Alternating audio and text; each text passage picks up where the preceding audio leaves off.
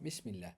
Assalamu alaikum wa rahmatullahi ta'ala wa barakatuh. On arrive quasiment à la fin de cette série où j'essaie de vous donner, bi'idhnillah subhanahu wa ta'ala, par la grâce de notre Seigneur, essayer de vous donner une caisse à outils, des éléments prioritaires, des conseils prioritaires pour vraiment vous donner les conseils qui vont vous aider dans votre lancement et dans votre pied d'appui, dans vos premiers pas dans la religion de l'islam. Alors les lectures prioritaires que je pourrais vous conseiller, je commencerai par ce livre-là. Ce livre-là, je ne connais pas un meilleur livre que celui-ci, Le Guide du converti musulman. Alors je pense qu'il a aussi un autre titre, mais c'est toujours le même format, c'est un livre bleu.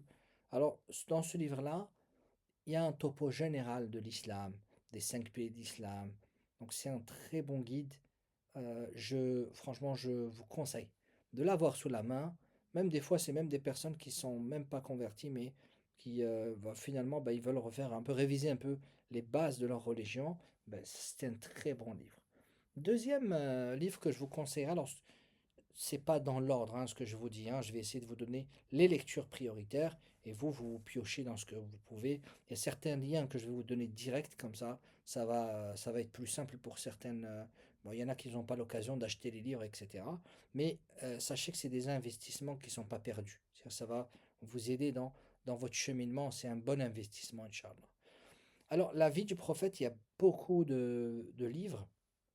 Alors, il y a celui-ci, la Sira du prophète de Sofiane Mesiani, très simple. Alors, il est fait pour les jeunes, mais Sofiane Mesiani, c'est un écrivain, et en plus, c'est quelqu'un de France, et c'est quelqu'un qui va justement nous toucher en fonction de nous aussi. Il va nous raconter l'histoire du prophète d'une manière très intelligente et qui va être profitable. Et c'est un petit livre qui se croque en quelques heures, tellement il est bien écrit. Donc je vous le conseille surtout, voilà, si c'est une personne qui est assez jeune, etc. Il y a d'autres livres. Je vais vous conseiller ensuite un autre livre, toujours dans le même sujet, la biographie du prophète, c'est important. Pourquoi c'est important la biographie du prophète? Parce que connaître le prophète, c'est important, connaître un peu comment il était, comment il pensait, les décisions qu'il a dû prendre, les sacrifices qu'il a fait, certaines de ses paroles, les événements qu'il a vécus. Mieux le connaître, ça nous permet aussi de mieux connaître finalement notre modèle. Dans le Coran, il est évoqué que Mohammed, sallallahu alayhi wa sallam, c'est notre modèle ultime. Et on ne trouvera pas meilleur modèle que Mohammed, sallallahu alayhi wa sallam. Donc, parmi les livres, si vous voulez vraiment quelque chose de détaillé, il y a le Nectar cacheté, qui est vraiment détaillé, rentre dans le détail. Il va nous expliquer la vie du prophète, mais cette fois-ci en plus large. Peut-être pas dans les lectures prioritaires, mais les lectures plus tard pour construire. Donc, rappelez-vous le Nectar cacheté. Alors, il y a ce livre-là aussi qui est très bien. Quand je réfléchissais à cette vidéo, je me suis dit, ça serait bien de proposer quelque chose qui est en rapport avec les noms sublimes de Dieu.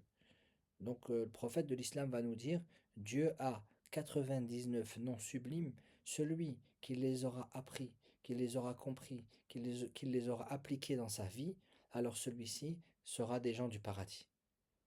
Mais tout se joue sur les comprendre, parce qu'en réalité, lorsqu'à chaque fois qu'on découvre un des noms de Dieu, finalement, on découvre un peu plus Dieu, on connaît un peu plus Dieu. Donc c'est ça l'idée, c'est de connaître plus Dieu.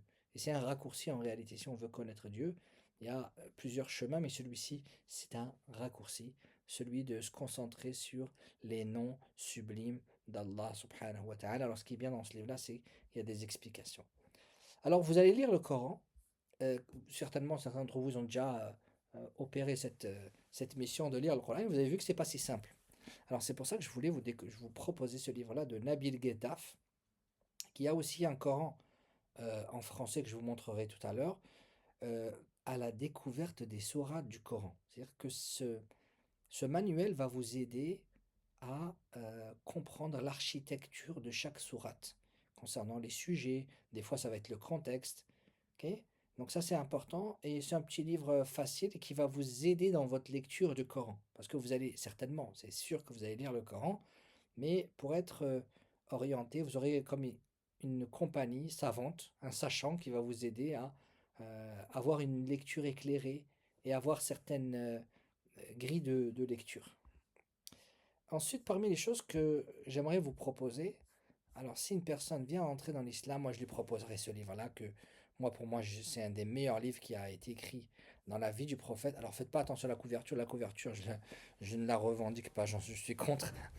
Mais euh, alors, d'ailleurs, la petite histoire, c'est que la première fois que j'ai vu la couverture, j'ai pas voulu le lire, je l'ai mis de côté parce que la lecture ne représente pas finalement ce qu'on voudrait nous de l'islam, etc. Dans l'islam, on n'a pas trop justement d'images qui vont représenter qui que ce soit les compagnons, que ce soit les prophètes, que ce soit encore plus les anges ou encore Dieu. Voilà. Donc ça, c'est des choses. On est très loin de cet idéal iconique d'avoir des icônes, etc. Non, on est loin de cela. Alors, par contre, lorsque vous allez le lire, vous allez comprendre pourquoi je vous les conseille. Martin Links, alors c'est un Anglais qui est rentré dans l'islam, qui a étudié l'islam et qui a écrit ce livre. Et moi, ce que j'aime par-dessus tout dans ce livre-là, c'est qu'il a raconté l'histoire du prophète comme un roman. Et vous savez très bien que le cerveau aime ce langage, le langage de la beauté. Dieu a fait en sorte qu'on aime le langage de la beauté, pareil pour la beauté littéraire. Donc, je pense que vous allez apprécier ce livre-là. Le Coran en français, alors si, il y en a tellement, il y en a beaucoup qui sont très bien. Celui-ci de Nabil Guetaf, Cheikh Nabil Guetaf, professeur Nabil Guetaf, un bon traducteur qui a traduit beaucoup de livres sur la spiritualité. C'est un des plus intéressants. En plus, il est récent, je pense une quinzaine d'années. Dans ces eaux-là, je pense, de 2010 ou 2015, je sais plus, entre ces eaux-là. Rachid Maash, alors là, je vais vous proposer un lien. Ce lien-là, quand vous cliquez ici, alors Islam House, et vous mettez ici Rachid Maash. Et vous allez trouver ici, il y a plein de livres de Rachid Maash. Et pareil, lui, c'est un Français qui a beaucoup étudié la religion. Alors là, actuellement, il ne vit pas en France. Mais tous ces livres, ben justement, ben, vu qu'il connaît très bien le contexte français, ces livres sont mesurés, sont équilibrés et sont très intéressants. On a par exemple Découvrir l'islam. Alors il y en avait un que j'aimais beaucoup, Paroles de prophète. Alors, qu'est-ce qu'il a fait? Il a regroupé 500 hadiths du prophète Mohammed sallallahu alayhi wa sallam, pour nous donner finalement une image de l'islam au travers des différentes thématiques. Il va nous parler par exemple de l'aumône obligatoire, surérogatoire. Il va nous parler de la prière du prophète. Il va nous parler aussi de certaines choses relatives par exemple au comportement, à l'adoration et ainsi de suite. Alors ici, pareil, il y a un livre que j'aime beaucoup, le Dignité de la femme en islam. Alors lui, il est beaucoup aussi dans la comparaison entre les différentes religions. On va retrouver par exemple Mohammed sallallahu alayhi wa sallam dans la Bible, regard musulman sur le christianisme. Donc ça c'est intéressant. Le Jésus musulman, c'est-à-dire le Jésus selon les musulmans, comment il est. Donc Rachid Mahin, je vous le recommande vivement. Très intéressant et c'est quelqu'un d'exceptionnel, d'investi. Que Dieu le protège. La citadelle du musulman, ça doit être dans votre bibliothèque. Et je sais que, alors peut-être, alors je n'ai pas de lien ici, mais je sais que si vous tapez ici citadelle du musulman en français, je me souviens, oui, il y a même un site qui s'appelle citadelleDumusulman.com. C'est comme ça qu'il s'appelle si je ne me trompe pas, mais je sais qu'il est en ligne. Ok? Si vous l'avez sous la main, tant mieux, c'est une bonne chose. Par contre, si vous ne l'avez pas sous la main, vous avez l'occasion de le récupérer directement sur Internet. Certainement qu'il y a beaucoup d'autres livres. Alors je me suis fié, moi, dans ce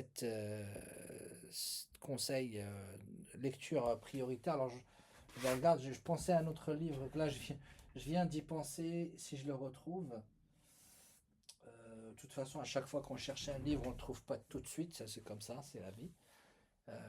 J'aurais aimé vous le proposer, il vient de me passer par l'esprit de Cheikh Tarek Abou Nour. Abou Nour. Tarek Abou Nour a écrit beaucoup de livres. Il y a un livre justement, bah, il explique un peu pour un débutant les bases de ce qu'on appelle la jurisprudence, comment prier, comment faire les ablutions, comment donner la zakat, ces choses-là, avec une bonne introduction où il va parler du contexte français sur certaines choses, comment on doit avancer concernant la jurisprudence. Voilà, on va arrêter avec cette vidéo. Prenez soin de vous. Alors, il me reste deux sujets dans les vidéos à aborder, trois sujets. Il y a un sujet que j'ai oublié, c'est les ablutions sèches.